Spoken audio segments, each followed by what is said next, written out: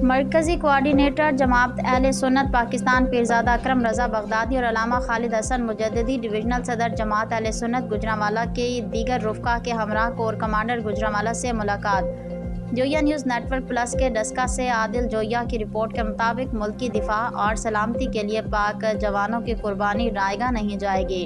वो दिन दूर नहीं जब खित्ते में पाक फौज के मुदब्बिराना किरदार और कुर्बानियों की बदौलत चारों तरफ से दहशत गर्दी दम तोड़ जाएगी। अल्लाह पाक के फजल व करम से हर तरफ अमन व अमान और खुशहाली का बोलबाला होगा।